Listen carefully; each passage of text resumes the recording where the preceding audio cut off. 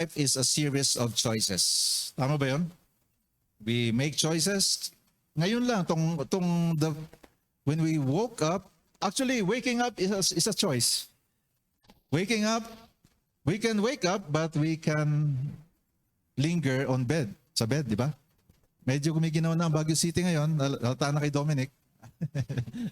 Medyo maginaw na ngayon. Kaya ang kumot ngayon ay parang kailangan na natin. Dati sinisipa-sipa natin ang kumot. So it was really a choice this morning to get up from bed. And then yung susunod na mangyayari that finally brought us here in this place. So life is a series of choices. And because it's a series of choices, then there are a lot of questions. Where do I go? What's next? If you are considering a new job or transferring to a new job, what job should I have? So if you believe that you are ready for a next season, so what's next? And then a question also worth considering is, shall I continue or shall I go to another direction? Should I hold on or should I let go? Kakanta ka ba ng let it go? For those who are with school children, kasi enrollment na ba? Enrollment na naman. So, saan ko ipapasok ang aking mga anak? Last year, dito sa school na to. Yung mga college naman, considering ilang units kaya? Mag-aaral ba ako? Magtrabaho muna? Or ang daming questions, ano? Plenty of questions. And then, what happens sometimes, sa question natin, doubts begin to develop. So we have a warning here from the book of James. Sabi ni James, warning ito sa atin, kasi love tayo ni Lord, ayaw niya na tayo ay ganito. Kasi sabi ni James, na-discover niya, sabi, ang kanyang encouragement sa atin is, let him ask in faith, with no doubting, for he who doubts is like a wave of the sea, driven and tossed by the wind. And then in verse 7, nandoon yung consequence of doubting. For let not that man suppose that he will receive anything from the Lord, for he is a double-minded man or woman, unstable in all his ways. So that's why this is very important. Kasi anong nangyayari, parang nahihila tayo sa iba-ibang direksyon. May direksyon na papunta doon, papunta dyan, papunta dito. Kaya indecision, ang nangyayari, indecision, doubting. At hindi matawaran yung tension na nag-create nito. So much tension that sometimes it can cause stomach problem. Yung sinasabi nga, there are butterflies in my stomach, especially when you're about to be interviewed or applying for something na di mo alam kung ano mangyayari. Parang yung bituka mo, meron doon nagtatakbuhan ng mga daga, ano? O sa English, the butterflies in my stomach. Sa Tagalog kasi, dinadaga eh. Dinadaga ako. Medyo gross, pero sa English na lang. But there are butterflies in my stomach. Because tension is being created. You don't know what's going to happen. And then, finally, you made a decision. But then, after making a decision, you begin to second guess. Did I make the right decision? Paano kung mali pala ako at nasabi ko na?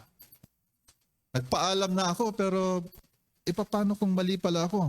So, ang mangyayari, lalong tumatagal yung sama ng loob, ang sakit ng puso. Tama ba? Ako lang ba yun? Or sa matanda lang ba yun? O pati mga bata-bata pa? I believe lahat tayo, no? Lahat tayo. So what is the remedy? Kung sa medical field, what is the antidote? What is the prevention? How can we prevent arriving to that kind of place in our lives? Of course, the antidote or the remedy is to allow God to guide us, to lead us. Yun ang gusto kong i-consider ninyo ngayon. I-consider natin, would we allow God to lead us, to guide us? In Psalm 23, it says that life is a journey. Life is a journey. Noong 2018, April, some of the men ng Life Journey, we decided to climb up Mount Ulap. So ayan, kami yan. Kami yan. Ang tanong ngayon, how do I let God lead us? So, na-discover namin, especially nung paakyat dyan sa Mount Ulap, na, ayun, naakyat namin. Pero bago namin naakyat, ayun, naakyat namin victorious kami dyan. Nakarating kami sa third peak. So, salamat sa wow. Pero bago yon, marami kaming start at stop. Ang journey sa buhay, like yung journey ito, yung trekking namin up Mount Ulap, it requires a series of starts, beginning, and then some stops. Hindi pala pwede na tuloy-tuloy. Hindi namin kaya. Especially kami ni Brother Lando. Yan, kaya kami nahuling dalawa. So, pero lahat kami, napigilan, wala silang magawa. They have to stop as well and then start all over again. So, ang buhay natin is a series of start and stop. The question is, why is it we find it difficult to follow God? Bakit nga ba?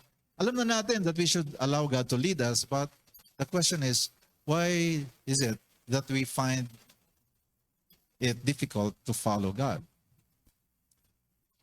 I believe it is because we are trying to look for the wrong things from God. Iba yung gusto natin na i-lead na tayo ni God, pero gusto natin turuan si God kung paano niya tayo i-lead.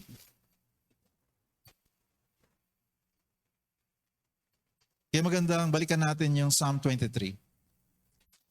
Maganda yung Psalm 23. The Lord is my shepherd. Can we all stand up as we read this text?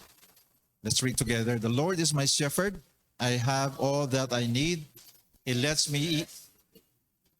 He leads me beside peaceful streams. He renews my strength. He guides me along right paths, bringing honor to his name. Father, may your word speak to us, and not just speak to us, but become alive, Lord God, and cause us, Lord, to welcome, to savor your word today. And teach us, Lord, how to live your word. Thank you, Holy Spirit, our teacher. In Jesus' name we pray. Amen. Thank you. Please be seated. So the question is, are you being led by God? Have you allowed God to lead you? Yun ang question sa atin ngayong umaga. Have you made a decision to be led by the Lord? Can you just think about that question for a few seconds? Let it linger. Because one proof or evidence that we have a relationship with God is because He is leading us. Ito yung proof that we belong to Jesus, we belong to God. Kasi sabi sa Romans 8:14, for all who are led by the Spirit of God are children of God. So therefore, if you have a relationship with Jesus Christ, with the Father through Jesus Christ, then God is leading you. Alright? Amen ba yun? So yun ang evidence na may nagli-lead sa atin na Panginoon Diyos dahil tayo, anak niya tayo, because we welcome Jesus Christ into our lives. Again, a journey is a composition of starts and stops. Life is a composition of, starts and stops. Start, stop. And we have known already that God has a wonderful plan for us. Are you receiving it? God has a wonderful plan for each one of you, each one of us. And because He is good, and because He loves us so much, He promised to guide us. He promised to guide us so that we can live a life that is victorious. And then, parang perks na lang yun na magkaroon tayo ng impact sa mga nasa paligid natin. So ang question ngayon is, how do we learn to continue to allow God to lead us? I believe some of you have known already God so much that you have learned how to allow Him to lead you. Pero magandang balikan natin ito. Magandang namnamin. Even in my case, I can claim na may alam na ako sa salita ng Diyos, pero ang sarap namnamin na si Lord pala, dahil anak niya ako, through Jesus Christ, ay nililid niya ako. Kaya napaka-reassuring ito, especially during times of doubts and a lot of questions. Kaya ang tanong ngayon, how do I hear God's voice? How do I find out if God is really leading me? Especially when making decisions. Especially when we find ourselves in a crossroad. If you're about to make decisions. Every now and then, naisip nyo rin ba yun na parang ako na sana? Parang yung mga bata, may nagde-decide para sa kanila. Mas madali sana ang buhay, ano? Naisip nyo ba yun? Kahit man lang isang segundo. Pwede bang Lord magpahinga na hindi muna ako magde-decide? Can somebody decide for me? But that is not the case. God loves you so much that He has entrusted to you your life and your future. Pero kasama siya dapat. Kasama siya sa decision, kasama siya sa planning.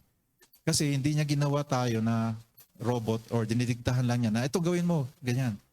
Ganyan tayo kamahal ni Lord na binigyan tayo ng ganyang kapangyarihan. Amen ba?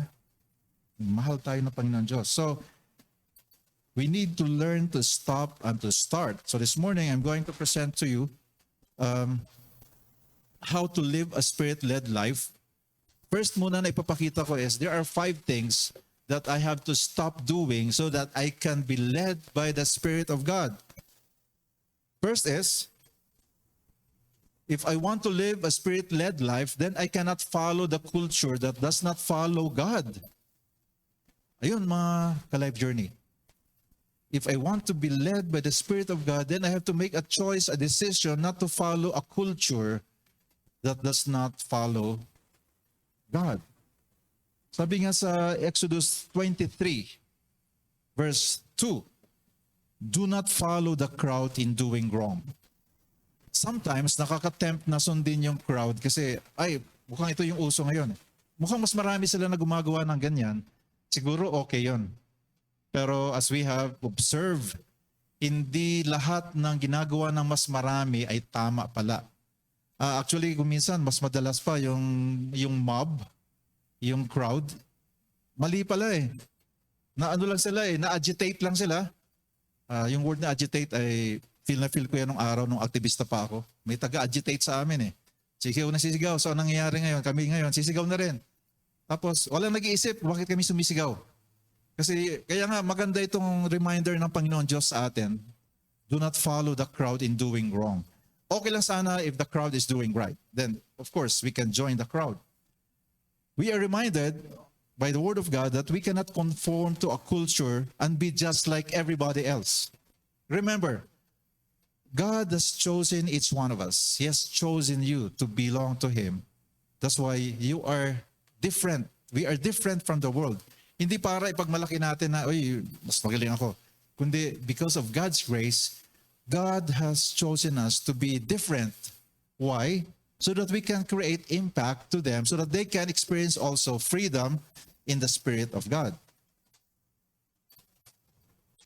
We have known this already from the scriptures. We cannot serve both God and money. Money is a tool. Ang money dapat ang nagsiserve sa atin, not the other way around.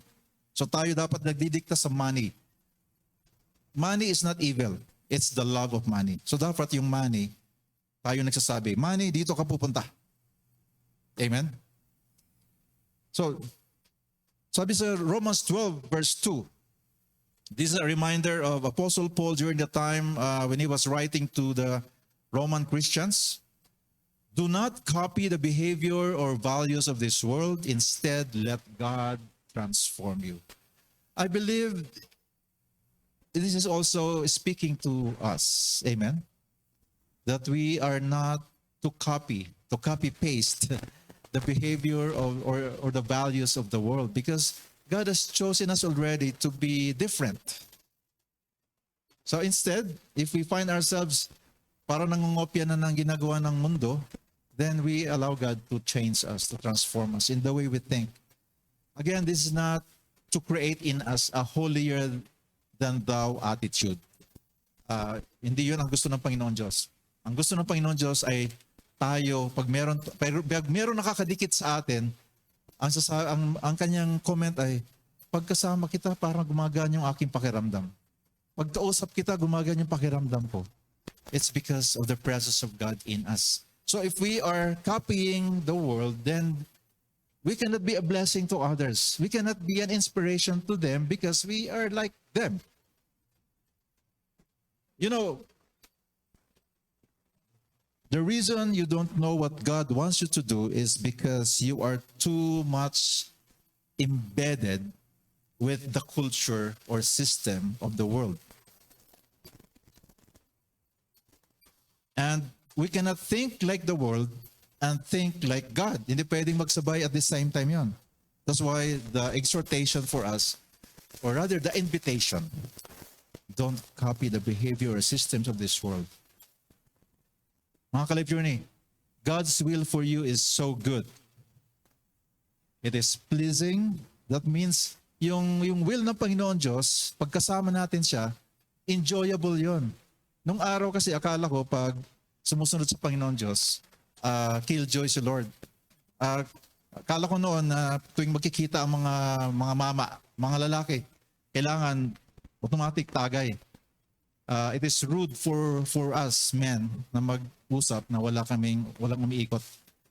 Pero when I decided to not to copy the custom of the world, mas maganda palang usapan dahil hindi kami nahihilo. Kasi noong unang panahon, pagkatapos ng ilang minuto, hilo na kami. Tapos, yung perang naka-set aside sana na panggastos para doon sa isang kailangan ng family, wala na, napasubo na. Ito pare, gamitin ko na. Sige, nagpatak-patak na eh. So, bahala ka na magpaliwanag kay Mrs. pag balik mo. Kaya, complicated nung unang panahon. Kaya, alam yan ng aking wife, siyempre. Hindi ko alam paano mag-imbento, liwanag kung paano nawala yung 1,000. Ako na masabing nalaslas kasi buo yung aking bulsa. So, kidding aside, I am thankful to God that God has been teaching me to not to copy the world. All right, second, in order for us to live a life that is being led by the Spirit of God is, I cannot follow friends who are not led by God. Oops, naku. Ano ibig sabihin nito? Because if I want to be led by God's Spirit, I cannot follow friends who are not led by God. Ang ibig sabihin lang nito mga ka-Life Journey is we have to stop letting our friends set the agenda of our lives. I'm not saying here that we should avoid or unfriend friends who are not Christians. Actually, we should maintain our friendship with them so that we can share to them the goodness of God. What we are talking about here is we have to make a decision not allowing them to be the one setting the direction for each one of us. Amen ba yun? Ang command sa atin ng Panginoon Diyos is to love everybody. Even love enemies, di ba? So, wag tayo mag-unfriend. Ang kailangan lang, wag natin ayaan na siya lang ang magdidikta ng takbo ng buhay natin. Amen? Kaya, ang good friend talaga yung ipapakilala si Lord sa kanyang kaibigan, sa kanyang mahal sa buhay. Sabi nga sa Proverbs 13:20, keep company with wise friends and you'll become wise. Amen. But if you associate with fools, your life will suffer great hurt. Learning from experience. I don't have to tell you, maraming beses na in the past that I received wrong advice. Buti na lang yung advice niya hindi nag-work. Yeah, thank God. Hanggang ngayon sana, punong-puno ako ng regret at remorse if I followed one of the advice. Wala sana si Seth ngayon. Buti na lang, dinagtagumpay yung advice ng kaibigan ko na yon. Kaya, Seth is a blessing. Yeah.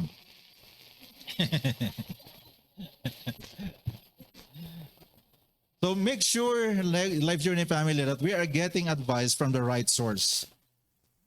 Again, God wants you to have friends who are unbelievers, but you should be the one influencing them. Amen ba? Amen, amen. That's why I praise you. I praise the young people here. That you are really good friends, because you're inviting your friends, unbelieving friends, to know God. So we are to love other people no matter their lifestyle is, but we are to hate the value system like discrimination or sexism and people hurting each other for no reason at all. So ibig sabihin, we love the people but we hate the system. You know what? We cannot hear the voice of God if we are listening to friends who are not led by the Lord. It makes sense. Tama, no? So peer pressure, of course, it is very real. It can cause tension, but let us allow the grace of God to be the one in place so that we can withstand peer pressure from our friends.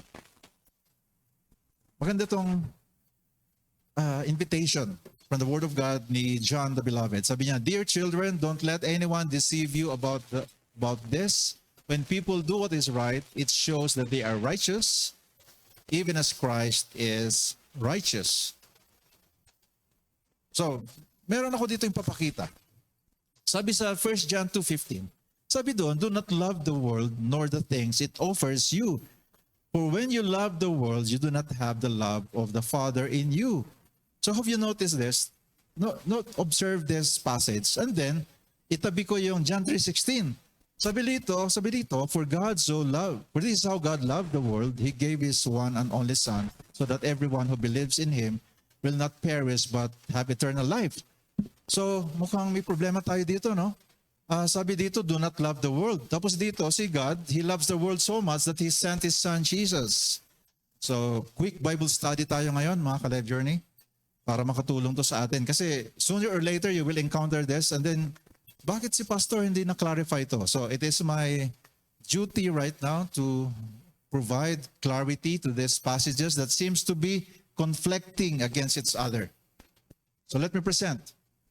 Yung word na ginamit sa 1 John 2:15, ang context nito, as you can see the passage actually, the Greek word, cosmon, nung kinuha yung word na English na cosmos, in that context, yung word na ginamit, it is in reference to the fallen or man-centered system or way of life.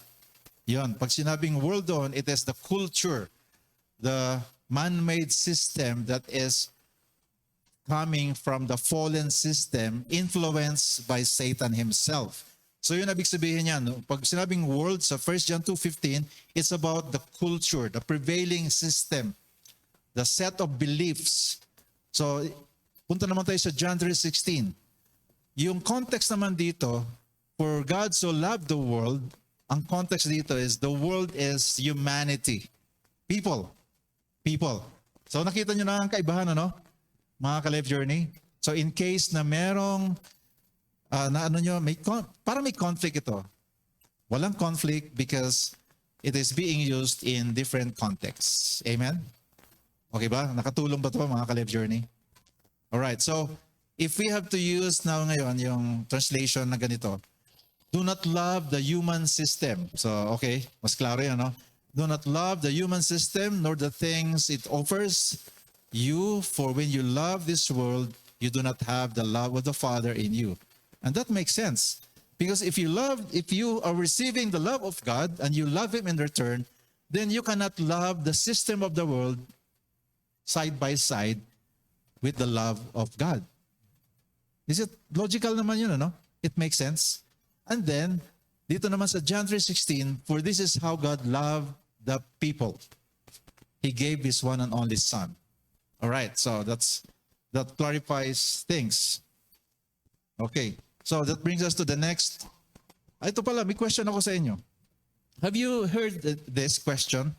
Which one are you, a thermometer or a thermostat?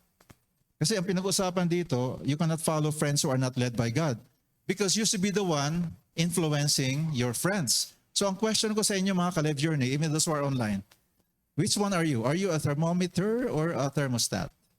All right? You know how to respond to this?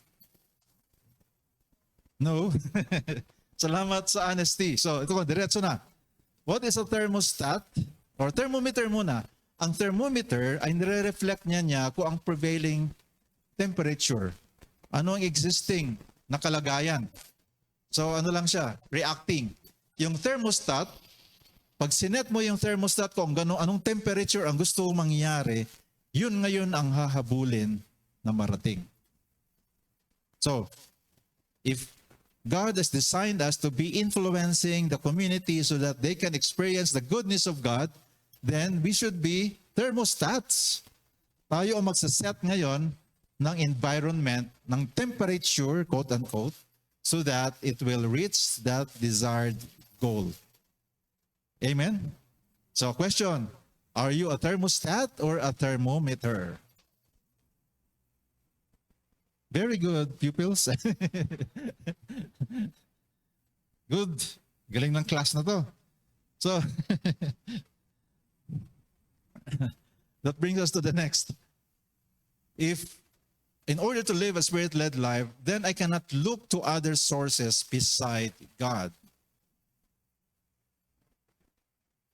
If you don't know what to do, Lord, bankrupt na ako sa ideas. Hindi lang bankrupt sa pera, no? Pero ideas. Kasi ang pera naman, resulta yun ng ideas, ng concepts. Lord, di ko na alam ang gagawin.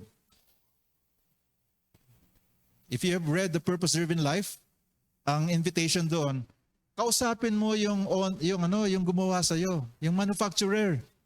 Di ba pag gusto nating malaman yung isang bagay, para malaman natin ang function ng isang bagay, hahanapin natin yung manual. Paano ba ito pagganahin? O kaya kausapin mo na lang yung gumawa ng bagay na yon. Paano ba ito pagganahin? So tayo, kung di natin alam ang gagawin natin, kausapin natin si Lord. Siya ang nag-create sa iyo eh. Tapos buksan natin yung manual. Nandoon nakalagay ang purpose natin. Amen? Amen. Sometimes, actually guilty ako nito in the past. Kasi ayaw ko na maging close kami ni Lord kasi bakit natin ayaw maging close kay God? Kasi gusto ko, ako nagdidikta ng buhay ko. Pero ang ginagawa ko naman noon, kasi gusto ko pa rin naman talaga ng spiritual enlightenment, ini-entertain ko yung mga horoscope. Ano kaya ang mangyayari ngayong umagang to? Horoscope. Pagbangon mo, ikaw ay makakita ng magandang babae. Yun nga lang, after 1 week, pag binuksan mo yung horoscope mo, ganun pa rin, hindi pala nagbabago. So, alala ko noon, sa family namin sa Northern Samar, yun mo kung binili ng parents ko, minapadpad na book of astrology. Nung tinignan ko, iba naman yung nakalagay na date doon sa araw na yon, nung nakalagay sa newspaper. So, ang tanong ko, kanino ako maniniwala? So, hindi pala accurate din, ano? Kasi lahat tayo naghahangad ng magkaroon ng idea kung ano ang mangyayari sa bukas, next week. Ang tawag doon actually divination. Kahit yung horoscope pa lang. Nung mga elementary kami, nasubukan namin yung spirit of the glass. Buti nilang di namin tinuloy, di ko na tinuloy. Kasi nalaman ko later, kasama pala yun sa divination. At may warning ang Panginoon Diyos dahil love niya tayo, merong binigay siya dito na warning na huwag tayong ma-attract doon. Sabi niya, for example, never sacrifice your son or daughter as a burnt offering. Teka, nung araw, merong mga communities beside Israel na ino-offer na yung mga anak nila para sila magkaroon ng favor sa kanilang mga Diyos-Diyosan, ino-offer yung mga babies. Imagine si Gael, i-offer kay Lord para lang dahil may kailangan si Steffi at si Sunny. Parang di natin ma-imagine, no? Pero there are some cultures during those times that they do that. Sa panahon natin ngayon, inaalay na lang. Inaalay ako noon sa Baclaran eh. Sabi ng, lagi doon kakasakit, sabi ng nanay ko. Pero ngayon, alam na niya ang tama. Nung araw, lagi nagkakasakit itong si Octavio. Ialay natin to sa, pag gumaling siya, pupunta tayo ng Baclaran. So, gano'n. Parang gano'n na rin. Tuloy natin.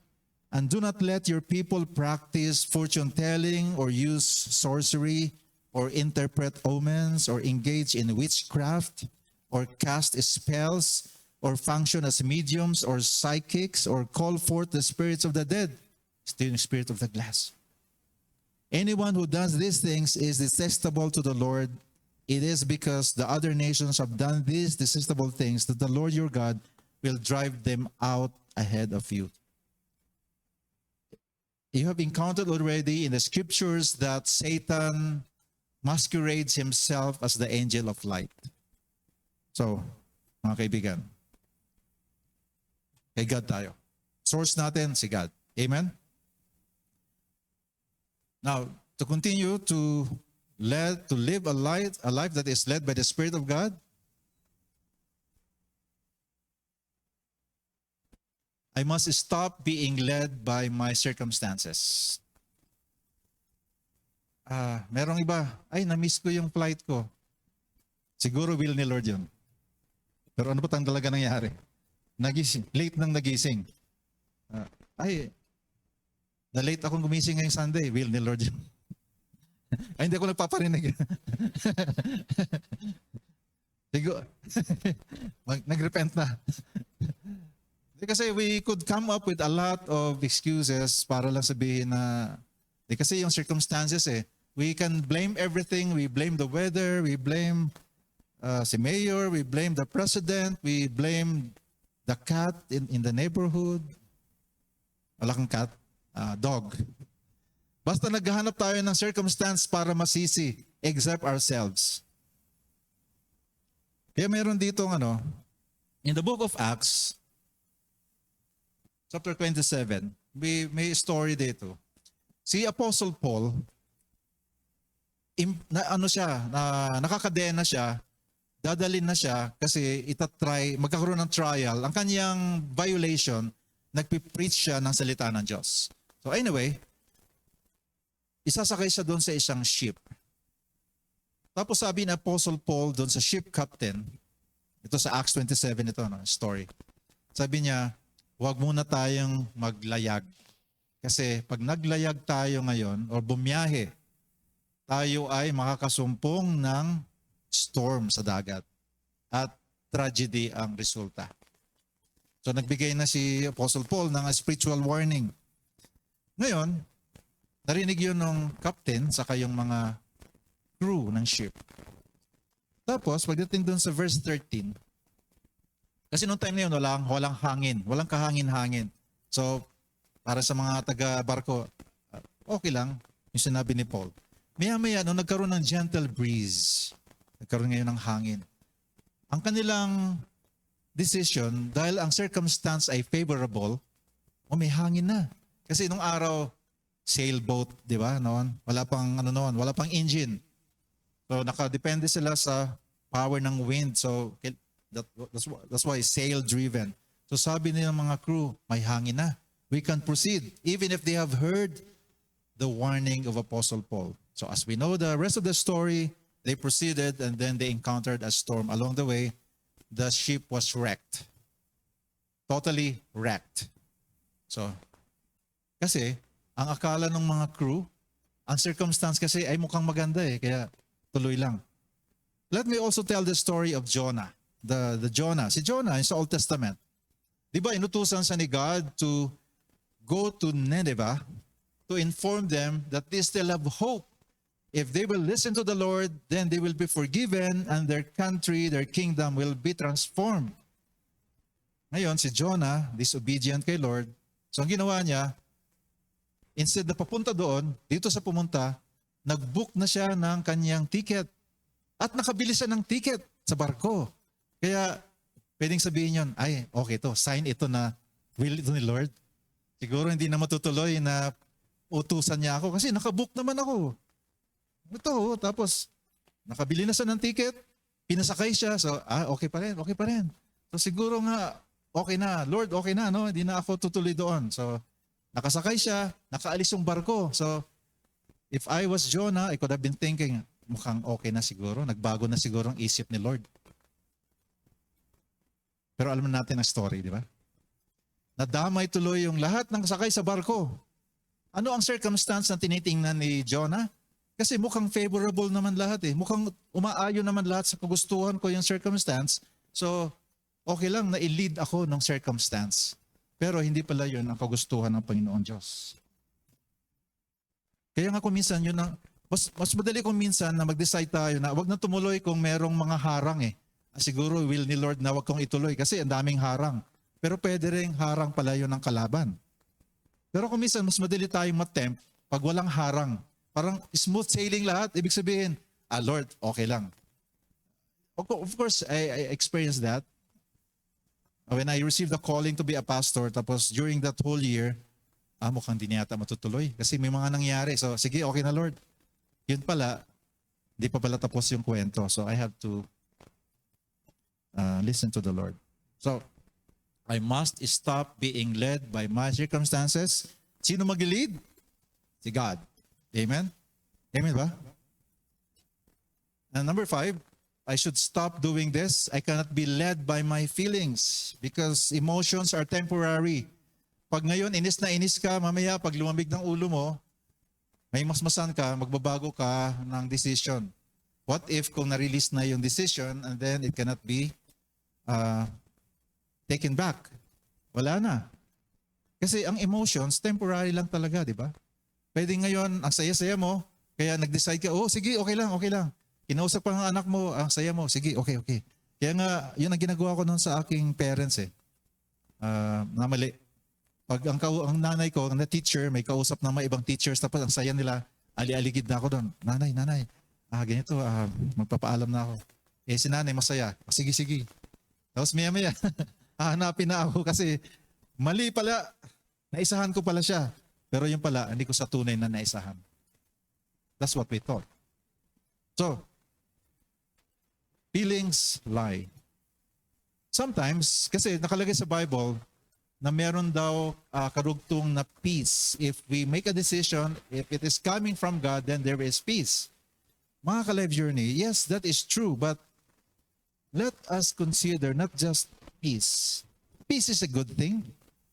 But if we just base our decision on emotions, then it is not going to be accurate. So we have to check it with the Word of God because Satan can give us false peace.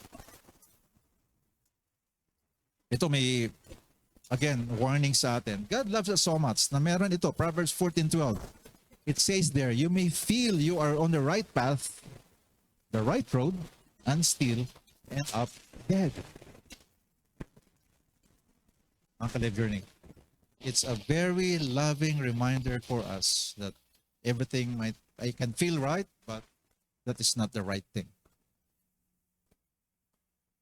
Ito, description ito sa atin, hindi para ilaglag tayo, kundi this is really a description of people without God. All of us, like sheep, have strayed away. We have left God's path to follow our own. Ang natural default ng isang tao is to be like God. Gusto natin na in control tayo. Kaya nga nagfo-flourish yung Santo Niño. Kasi naalala ko noon si Tirso Cruz III. Sabi niya, ang gusto ko si Santo Niño kasi parang bata, pwede mong sabihan kung anong gusto mo. Yun ang natural default ng isang tao. Na to the point na gusto natin diktahan si God. Kaya gusto natin yung Diyos na pwede nating pagsabihan, na pag binigyan natin ng alay, na ang kapalit nun, yung gusto natin. Diba? I'm describing myself, my old self. Although hindi ako ganun ka-fanatic nung araw, pero tinutolerate ko yung ganun kasi mukhang okay lang naman. So, but now that we know God, we can trust our shepherd, the good shepherd, that He will not allow us to remain astray or naliligaw. Amen? Ini-enjoy kasi natin na tayo ang may control. Pero mas masarap pala na hayaan natin na si God ang may control because it has no tragic ending. Now, punta na tayo ngayon sa what we should be doing. Start doing. If we have not started doing this, then I invite you to start doing this. If you have been doing this already, then let us sustain this. Kung possible nga, magdagan pa natin ang ating decision. First is, to live a spirit-led life, I must want to be led. This is what I was saying earlier. Instead of us leading ourselves, then let us make a choice. Lord, sige, kayo na Panginoon Diyos ang mag-lead sa aking buhay. Ibig sabihin nito that I'm willing to obey God in advance, even if God is not telling me yet what to do. Ang ganda dito nung sinabi nga dito sa Psalm 40 verse 8, My God, I want to do what you want, and your teachings are in my heart. Mga ka-Life Journey, can we make this our prayer? That when we are confronted with choices, what we do is, God, I want to do what you want, not what I want, but what you want. And let your teachings be embedded in my heart, Lord. Sa John 7:17, nakalagay sa handout pala ninyo yata yun, no? Anyone who wants to do the will, ay, wala pala yun. So, sorry, nauna na ako. I am excited so much. Second, I must be willing to do what God says. Kanina, to be led by God. This time, are you willing to do what God says? Because sometimes it's easy to just say amen. Yes, amen. Pero the doing part, sometimes it's the difficult part. So that brings us to John 7:17. Can we read together? Anyone who wants to do the will of God will know whether my teaching is from God or is merely my own. Mga ka-Life Journey. Again, ang tanong lagi is, how can I know that it is coming from God? I would like to invite you that you can trust God enough. If He wants to make you do something, I believe God will surely speak to you through His Word, and He will use people who are also maturing in his or her relationship with God. So if you want to know or to do what God says, then go to the right source, God Himself, His Word. Ask the Holy Spirit. Huwag kang magmadali. Be patient in waiting. Amen. And that brings us to the next. To live a Spirit-led life, I must look to God's Word. Oh, by the way, fill in the blanks tayo. Kung kailangan niyo ng ballpen, nandyan. Sabihin niyo lang kay Nathan, nasa tabi niya. Nathan sa likod mo. Katabi pala ni Ivan. I must look to God's Word. So yun ang sinasabi ko. Kanina pa tayo pupunta? Sino bang may huling salita? Kundi ang salita ng Diyos. The Bible describes God's Word as this. In Psalm 119 verse 105, Your Word is a lamp to guide me and a light for my path. Medyo blurred ba yung tatahakin mo? Then the Word of God is a lamp to guide you, a light for your path. Kaming lumaki sa probinsya nung panahon na wala pang kuryente, na tuloy-tuloy. May kuryente sa amin noon, pero 6 in the evening to 10 in the evening lang. Tapos mamatay na yon. Kung summertime, nanonood kami ng basketball sa town center. So pag uwi namin, wala nang kuryente yon. So ang dala namin ay torch. At meron doon pinag-uusapan na yung lugar doon na yon ay meron daw nagpapakita. So madilim. So napaka-importante talaga ng ilaw para alam mo. Lalo na nung araw, hindi pa sementado lahat. Dirt road lang. So, ngayon, kahit na nandito tayo nakatira sa concrete jungle, marami pa rin mga areas sa buhay natin, literal at figuratively, na kailangan ng ilaw. And we need the Word of God. Amen?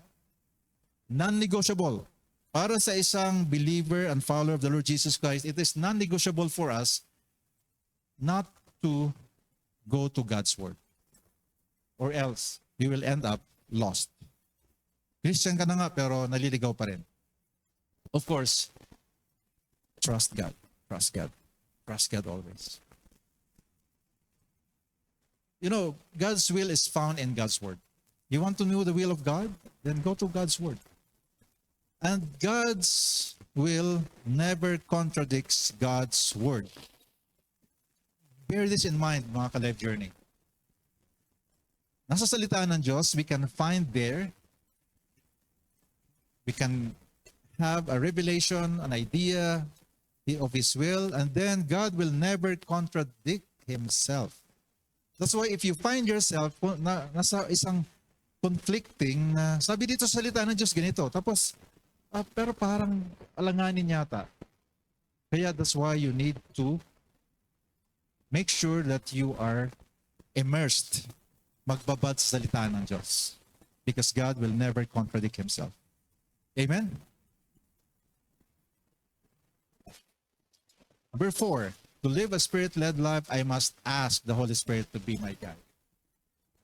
Salamat na lang. When Jesus was about to go back again to the Father, sabi niya sa mga apostles, I am living in my place.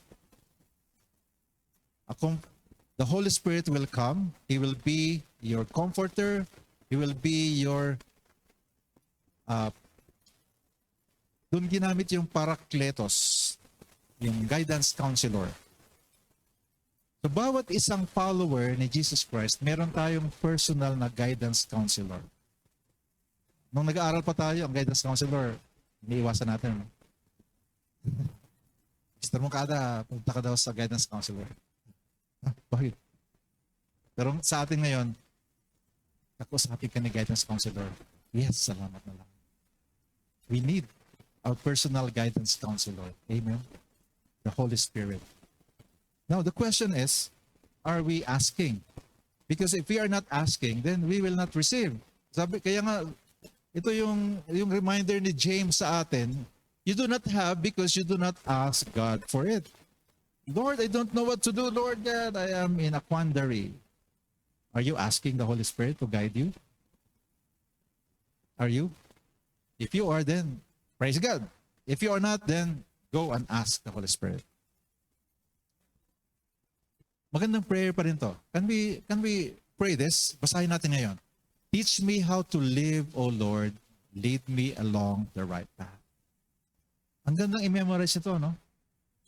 Ang gandang i-memorize ito. Kung minsan, gusto nating, the enemy of our souls is Satan. Kung ano binubulong yun eh. Alam nyo ba na si Satan, actually, he cannot control our thinking. Ang nagagawa ni Satan and his team, magbibigay siya ng sangkatotak na suggestions. Ganitong gawin mo, ganyan ang gawin mo. Pero ang ultimate na choice sa iyo, sa atin. Ako ang magde-decide. Sangkatutak nga lang yung options na ibibigay niya. Eh ngayon, paano ko sasagutin yung mga options, recommendations ni Satan na sinasubmit sa akin? Doon ngayon papasok na alam ko ang salita ng Diyos. Example, si Jesus, when He was tempted in the desert, ang ginawa ni Satan, nag-quote siya ng Bible verses 3 times. Jesus replied to his temptations 3 times as well, quoting the Bible as well. So ibig sabihin, Satan can even quote the Bible and he can make that as suggestions to you. O sabi sa Bible, ganito daw eh. So if we do not have the Word of God in our lives, then wala tayong huhugutin. Diba? The Holy Spirit will bring to our remembrance Bible verses that we have memorized or we have gone through, ulit-ulit nating binasa, nababad tayo doon, so that at the proper time, meron ipapaalala sa atin ng Holy Spirit. Amen ba, mga ka-Life Journey? That's how God loves us. That's why He has left the Word of God for us. Now, how we should ask the Holy Spirit? We ask humbly, of course. Sabi sa Psalms, God guides the humble in what is right and He teaches them His way. Ibig sabihin yan, we acknowledge that we need help. Holy Spirit, I need help. I am making a decision at this very moment to stop pretending that I know it all. Huwag nang magpanggap sa harapan ng Holy Spirit. Aminin na kailangan ko ang tulong mo, Holy Spirit. And then that is the promise of God. He will guide the humble one. Those who acknowledge that he needs help. And also, we ask in faith. We ask in faith. Ibig sabihin, even if we don't know the outcome yet, but nevertheless, we go to God and we ask in faith. Sabi nga, if you want to know what God wants you to do, ask Him and He will gladly tell you. Ang galing, ano? God will gladly tell you. Isn't that wonderful? Sa atin kasi may kasabihan sa atin sa tayo na, halika tulungan mo ako, tapos ang sasagot sa tutulong, ito, nanginginig pa. Di ba? Meron ganyan na kaibigan. Oh, tutulungan kita. Ito, nanginginig pa nga ako eh. Na willing ako na tulungan ka. Si Lord pa lang original niyan. Ito, if you want to know what God wants you to do, ask Him and He will gladly tell you. For He is always ready to give a bountiful supply of wisdom to all who ask Him. He will not resent it. Kaya, I'd like you to be reminded that you stop thinking, na si Lord, napaka-busy niya, dami inaasikaso. Kasi itong kaibigan ko, dami ng problema, tapos ako pa. Baka wala na siyang time sa akin, baka mainis na siya. No. God is not like that. He will not resent you asking for help. Amen? Amen. He is a big God and yet He has time for you. Now, if you don't ask in faith, then how can we expect the Lord to give you any solid answers? Does that make sense? That's why here, when you ask Him, be sure that you are really expect Him to tell you, for a doubtful mind will be as unsettled as a wave of the sea that is driven and tossed by the wind. And finally, to live a Spirit-led life so that we can have impact to the people around us. We can be a blessing. So if I want to be led by God's Spirit, I must listen for God's response. God is a listening God. Ang nangyayari kasi kuminsan sa atin, after praying, takbo ka agad. Nag-pray ako, tapos punta ka agad ako sa aking Facebook, check ng email. Naku, wala pang sagot. Di yata ako pinakinggan ni Lord eh. Mangyayari ba yun sa atin? Inaamin ko, kahit sa isang pastor, pwede mangyari rin yun. Gusto ko kasi na instant. Nasanay kasi tayo sa instant eh. Mag-drop ng coin, pindutin ko anong gusto ko. Lord, ito ang sagot dapat. But God knows everything. He knows the perfect timing. That's why we need to learn to listen for His response. We have to learn to wait on the right timing of the Lord. King Solomon reminds us in Ecclesiastes chapter 3 that there is a time for everything. Amen. And then He will make all things beautiful in His time. Because if we go ahead with the timing of God, then we can experience the opposite. And then we blame God. Lord, bakit di ka sumagot kaagad? Merong, mas maganda, sabi ko nga last time the other Sunday, si Lord ang pinaka-the best ang kanyang planner at organizer niya. Eksakto lahat, right to the very second of what He has planned for us. God is telling us that I have exactly where I want you to be. I've got this, sabi ng Panginoon Diyos. So just watch out for that to unfold. As I close, mga ka-Live Journey, sometimes we are really in a place where it seems all things are so blurred and sometimes ganun pa kadilim na di ko alam kung paano na kaya. May yung friend na to, ano naman, sincere naman siya, well-meaning friend naman to. Yung sinabi niya, it makes sense din naman. Yung wife ko, yung husband ko, ito rin sinabi, it makes sense then. Pero Lord, I still don't know. Saan ba talaga ako lalagay? Anong gagawin ko? Ang ganda nito ang papakita ko sa inyo na passage. So Psalm 77:19. The psalmist, as he was praying to God, sabi niya kay God, your road led through the sea, your pathway through the mighty waters. I'd like you to imagine a very rough sea. Yung talagang kung nakaranas na dumaan sa dagat. Very rough. But God is leading us through the mighty waters, or a turbulent season in our lives. A very difficult season of our lives. And a pathway, and God has created a pathway no one knew was there. Amen ba? Amen. And this is the privilege of being a son and a daughter of God. Because it seems there is no way, but God has prepared a pathway for you. Because you are His son. You are His daughter. Amen. Mga ka-Live Journey, personally, I have experienced many circumstances that this passage is really alive, that would lead me to thanking God. Lord, thank you.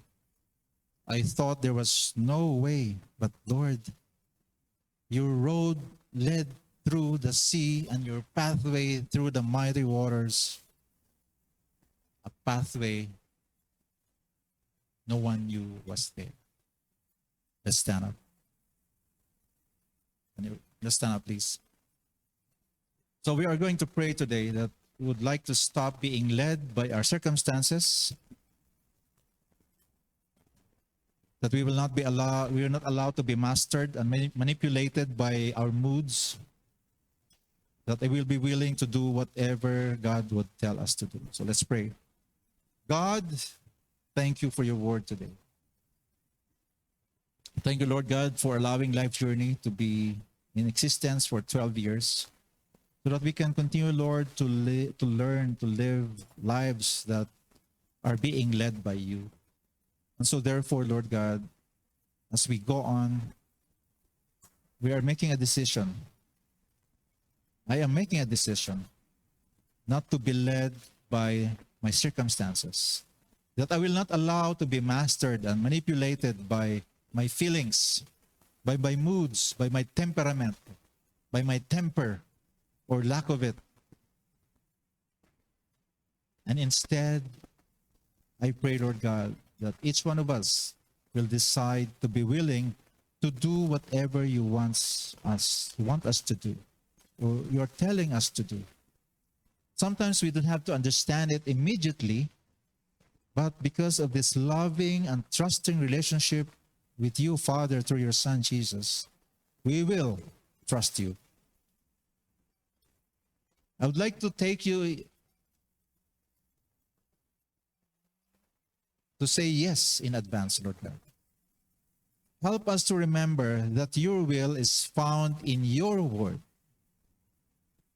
We ask you, Holy Spirit, to be my guidance counselor for the rest of our lives, for the rest of my life. And help me to stop and just listen for your response. For those who are not yet sure if you have a loving and trusting relationship with Jesus, today can be that day of making a decision to welcome him. One fundamental reason why we cannot experience the presence of God and hearing his voice is because we don't have a relationship with him. So that's why today can be the beginning of our relationship with God through Jesus Christ. You just have to acknowledge that you need God. And second, to welcome him. Declare that he is Lord and Savior. And then third, to allow him to lead your life.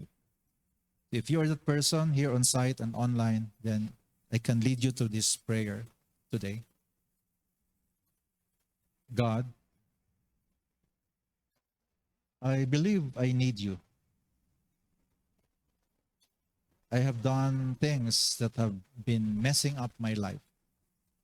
I have done things that are not pleasing to you and pleasing to other people.